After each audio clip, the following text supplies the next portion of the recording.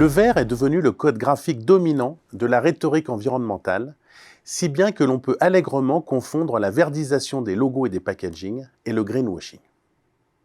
Comme si, par une sorte de symbolisme on ne peut plus naïf, le vert signifiait automatiquement qu'un produit est en phase avec les contraintes environnementales et qu'il fait du bien à la planète. Mais à bien y réfléchir, cela n'a guère plus de sens que de planter des arbres pour se donner bonne conscience de consommer encore et encore. Même si la signification des couleurs varie selon les cultures, accordons-nous sur le fait que les couleurs ont une signification narrative.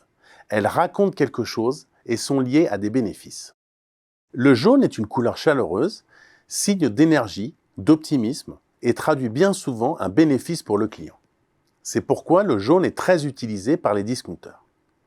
Le rouge est plutôt une couleur liée à la disruption et montre une volonté de remettre en question les codes et les conventions.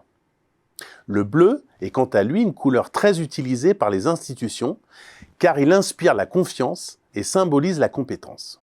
Les couleurs ont une fonction narrative, mais cela ne signifie pas qu'elles puissent être associées à un thème ou un secteur d'activité. Associer de façon systématique la couleur verte et la durabilité est tout de même un peu simpliste. Si on devait attribuer une signification narrative au vert, ce serait plutôt a priori le contrat, l'engagement. Mais n'oublions pas que le vert est une couleur ambivalente et sa signification s'est inversée au cours de l'histoire, comme le montre l'historien des couleurs Michel Pastoureau dans un livre qu'il lui a consacré. Couleur ambiguë, le vert est symbole de vie, de chance et d'espérance, mais il est aussi associé au poison, au malheur et au diable. Néron soutenait l'équipe verte dans les courses de chars, faisait collection d'émeraudes et avait une passion pour les poireaux.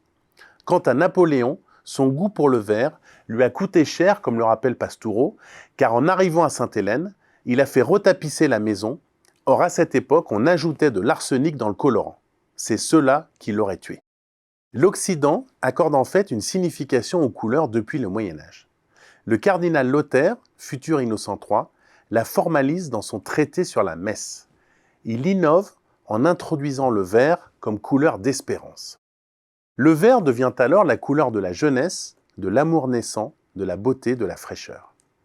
Et d'ailleurs, les poètes usent de ces consonances avec le vrai ou le rêve. Mais la signification du vert s'inverse à partir du XIVe siècle et il devient la couleur du diable.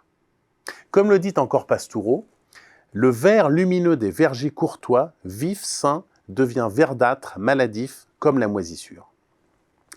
Les réformateurs protestants associent d'ailleurs une connotation morale aux couleurs, distinguant les couleurs honnêtes et les couleurs malhonnêtes. Le vert est alors décrété indécent. Comme il est chimiquement instable, le vert a été apparenté à tout ce qui était changeant, l'amour, la chance, le jeu, le hasard, l'argent. Est-ce vraiment la couleur à choisir quand on veut nous parler d'avenir et d'environnement ?